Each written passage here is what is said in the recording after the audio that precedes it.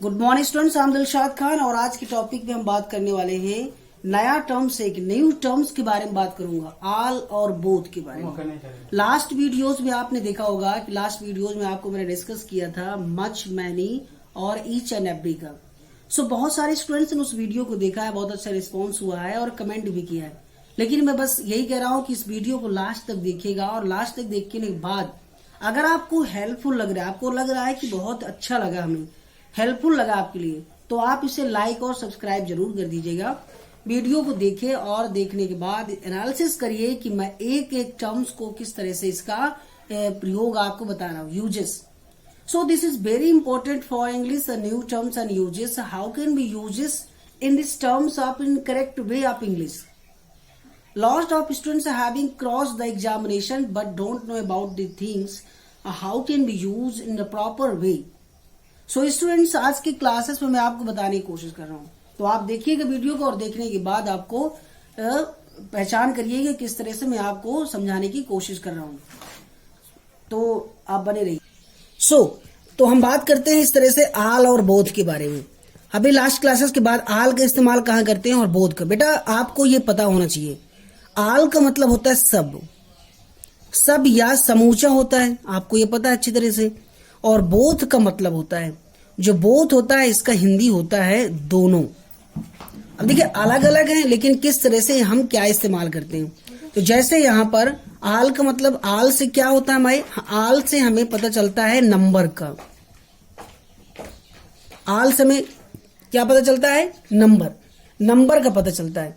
ठीक है, नंबर यानी कि संख्यावाची। नंबर का मीन्स क्या हुआ यहाँ पर, संख्यावाची का बोध होता है। अब संख्यावाची से मतलब है, और इसके बाद नंबर के साथ साथ हमें क्वांटिटी का भी पता चलता है, क्वांटिटी। ठीक है, तो ये इतनी बात आपको समझ में आई कि क्वांटिटी का इस्तेमाल कहाँ कैसे करते हैं और नंबर।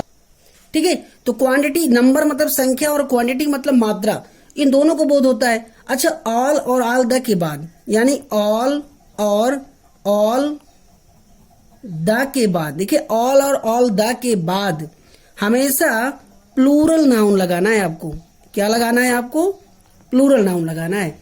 किसके बाद, ऑल और ऑल द के बाद हमेशा प्लूरल नाउन का प्रयोग करते हैं। और ऑल द के बाद हमेशा, ऑल द के बाद हमेशा क्या आएगा, अनकाउंटेबल आएगा। अनकाउंटेबल नाउन का यूज करते हैं। ठीक है, यानी ऑल द के बाद हमेशा क्या करते हैं हम, अनकाउंटेबल नाउन का यूज करते हैं। क्लियर, तो इतने ही चीजें आपको पता चली। और हाँ, ऑल के बाद द, माई, दिस का प्रयोग किया था हमेशा, यानी ऑल के बाद क्या यूज किया जाता है, ऑल के बाद द, माई और दिस का यूज किया जाता है।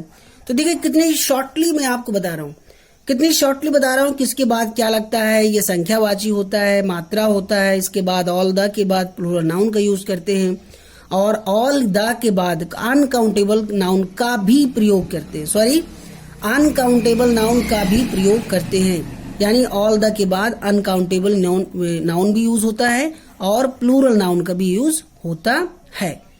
ऑल के बाद सिंगुलर काउंटेबल नाउन का भी प्रयोग कर सकते हैं कभी कभी। ऑल के बाद हमेशा या कभी कभी सिंगुलर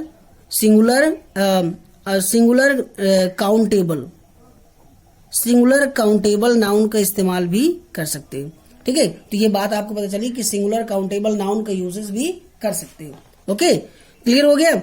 अच्छा, अब इसके बाद क्या है, ऑल, तब आल का अर्थ क्या होता है, संपूर्ण या बहुत। जब सिंगुलर नाउन लगेगा तब आल का मीन्स क्या होता है, आल का मतलब होगा संपूर्ण होता है, यानी कि पूरा होता है, संपूर्ण या पूरा। इसे हिंदी में क्या बोलते हैं, द होल ऑफ। क्या बोलते हैं, द होल ऑफ, पूरा या कंप्लीट। ठीक है, अब यहां पर दूसरी टर्म्स में क्या है, दूसरे टर्म्स में है बोथ। ठीक है, दूसरे टर्म्स में बोथ का इस्तेमाल क्या करते हैं, अभी मैंने बताया कि बोथ का मतलब होता है दोनों, और दो के अर्थ में होता है।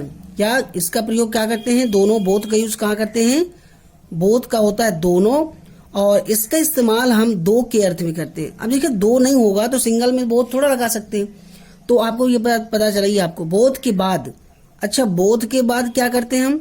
बोथ के बाद द, माई, दीज, दोज आज का प्रयोग किया था। क्या? द और माई, दीज और दोज का इस्तेमाल किया जाता है। ठीक है, क्लियर हुआ?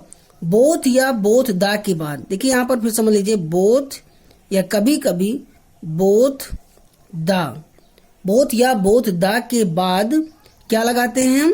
प्लूरल, प्लूरल नाउन इस्तेमाल करते हैं। ठीक है, प्लूरल नाउन इस्तेमाल करते हैं। कितनी अच्छी बात है, यहाँ फार्मूला अगर बनाएंगे तो आप फार्मूला बन जाएगा कि बोथ और बोथ द के बाद प्लूरल नाउन का इस्तेमाल करते हैं। क्लियर? अब मैं आपको एग्जाम्पल दे रहा हूं। एग्जाम्पल क्या है? ऑल का देख लीजिए। जैसे मैंने कह दिया all cities, all cities are noisy. ठीक है, ऑल सिटीज आर नॉइजी। फिर यहां लिखा है all the books, all the books all the books are new. तो यहां देखिए, यहां लिखा है कि ऑल और ऑल द के बाद प्लूरल नाउन का इस्तेमाल करते हैं। तो ऑल के बाद देखिए प्लूरल नाउन का इस्तेमाल किया है, ऑल द के बाद प्लूरल इस्तेमाल किया गया है। आप अच्छी तरह समझ सकते हैं कि नाउन क्या होता है और इससे पता लगा सकते हैं।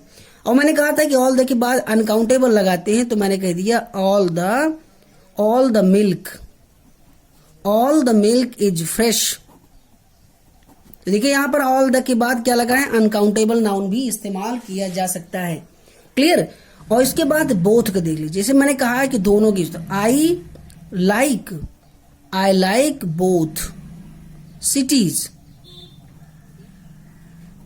मैंने कहा कि आई लाइक बोथ सिटीज, यानी कि दो होंगे तभी मैंने कहा कि बोथ सिटीज इस्तेमाल करेंगे। इसके बाद both the boys are tall, यहां पर मैंने दे दिया both the boys, both the boys are tall. तो देखिए यहां लिखा है बोथ द के बाद देखिए प्लूरल इस्तेमाल किया गया है, प्लूरल नाउन का इस्तेमाल हुआ। Both the boys are tall, यानी दोनों बच्चे क्या है?